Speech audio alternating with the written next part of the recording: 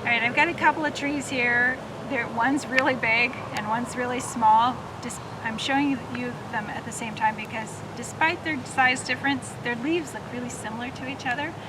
You will have already covered both of these down to genus, but I want to talk about the species. So one of them is coast redwood or redwood, Sequoia sempervirens, and the other one is Pacific yew, which is Taxus brevifolia. Behind me here, above me I should say, is a coast redwood, Sequoia sempervirens. The name Sequoia, one way to remember, it's named for a Cherokee man who created a written alphabet for the Cherokee language. There's no indication that he ever saw a redwood, but he got the name anyway. But one way to remember Sequoia, how to spell it, it's got every single vowel, A, E, I, O, U, they're all in there. And then sempervirens means ever living, and that's a really good description for this tree, and I'll describe why. But first, I just want to look at the characteristics. It's got needle-like leaves. They're very two-ranked, meaning they extend on two sides of the branch. They do not stick up from the center or from underneath. Instead, you get this sort of flat spray with two ranks of needles. They're green above, and they have white stomatal bloom on the underside. The twigs themselves are green, and when they fall from the tree, they're still attached to the twig. If you try to pull a needle off to see the leaf scar, it will tear right into the twig because it's actually a complex leaf. It's a compound leaf. It looks like a single needle, but it's actually all a unit here. They have a slightly sharp point. They're not super sharp, but it is pointed here too. The cone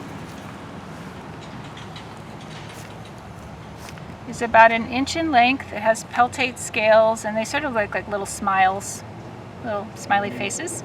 They're spirally arranged. You can see right into the cone, which is different than the giant sequoia, where it has also peltate cone scales, but it's hard to see and doesn't open up quite so much. And on these fertile branches, meaning the branches that carry the cone, it has an awl-like leaf here. It doesn't have needle-like leaves. It has awl-like leaves, just right where the cones are attached. If you look in toward the bark, you can see that it's red, thick, and fibrous. Super thick. Very great insulation. So when you say fibrous bark, I mean, this is what we're talking about. This is some seriously fibrous bark. Okay. And this protects it from fire. So redwoods are incredibly fire resistant. They can even be burned out from underneath and have a hollow cavity completely on the inside, like it's a cave at the bottom of the tree, and it'll still be alive and growing fine. Coast redwood is the tallest tree in the world.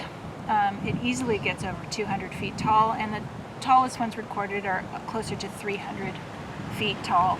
And they're often many feet across, up to 10 feet across. And they live for thousands of years. They're just amazing trees.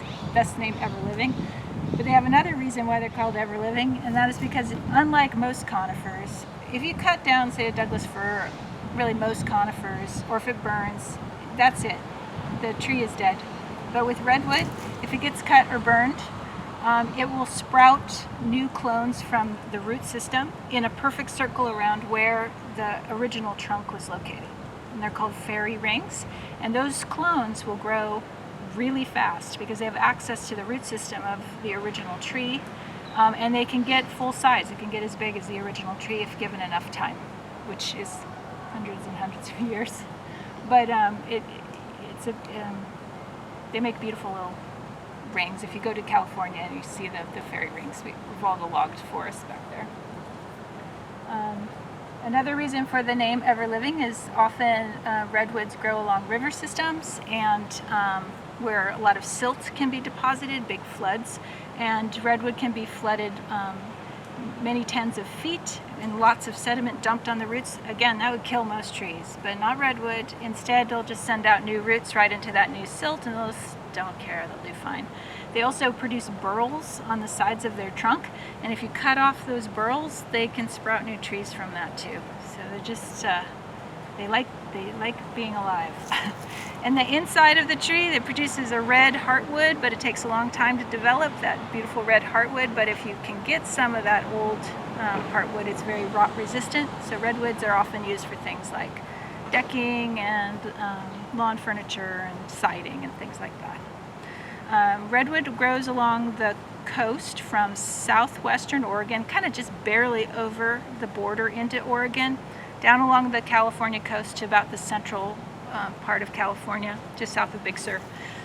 Doesn't grow very far inland because it needs that moist, foggy atmosphere to help get the water up to their really high branches, so that having a moist atmosphere prevents excessive water loss and cavitation in the vascular tissue. So that's redwood, but then we have Taxus brevifolia. So if you look down here, so Pacific yew is just an understory tree. It's small, it grows out as much as it grows up, and it's usually 40 feet or less in height. Usually there's only needles way out on the ends of the branches, and most of the tree just looks dead. There might be moss on it, but there's not a lot of needles on it.